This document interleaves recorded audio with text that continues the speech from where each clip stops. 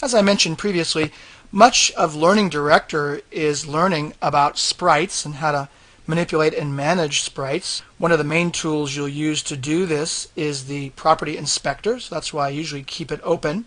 Notice that if I leave my Property Inspector open and then click on a sprite on the stage, I get this Sprite tab enabled by default. Using this tab, I can adjust the location of the sprite. Let's change that from 66 pixels from the left edge of the stage to 100. Notice that this sprite will move over to the right. You can also move it down. Let's leave the location, vertical location here, the Y location. Change that from 25 to 50. Now it's going to move down. I can also adjust the width and the height, the size of the sprite. Notice that these numbers are changing.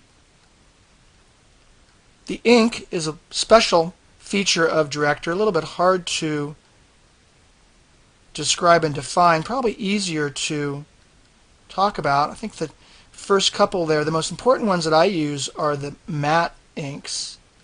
Notice that using the matte ink that my text sprite mats out against the background, also background transparent.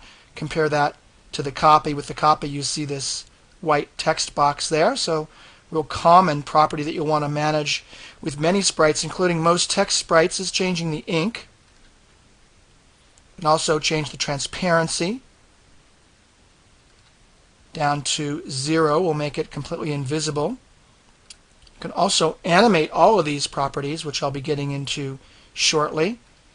And you're not restricted to changing the opacity of text elements. You can also change the opacity of all your other sprites, including a real common one is take your pictures and set the opacity down real low so that they act as a background. Obviously this tree is in sprite channel number 5, so it's actually on top. So to put that on the bottom, I'll want to make some space down here in a lower numbered channel, and now notice that it's in the background there. The filters property of a sprite enables you to apply effects to any non-direct-to-score sprite using the Filters tab in the Property Inspector. That's this one right here. Probably a good way to demonstrate this is to use the text. Let's go ahead and change my opacity back to 100%. And let's make this text bigger by highlighting the text there and then choosing Modify Font. And let's bring this up to 48 points. Like so, and let's go ahead and click on the filters. Click on the filters pop-up button and add a drop shadow filter on that text, and let's change the distance from 4 to 10 so you can really see this, and let's change the angle from 400 to 300, or 40 I should say, to 300. Places it down and to the right, which is the standard location for a drop shadow. Another real handy filter is the bevel filter. Let me click on this rectangular sprite here to demonstrate that. That one can be found right here, bevel filter. That adds a little bevel to the sprite. Notice I can do type inner, outer, or I can do a full bevel. I can change the shadow color. Let's change that to a blue color. That might look a little bit better. As well as the strength of the bevel. Oftentimes my students really go too crazy on these bevels. They make them too strong so they look like candy lozenges, but you just kind of want to add some 3D effect to that. If you change the quality to high, it often looks better, but it's harder to animate those. It takes more memory, more processor power to animate those.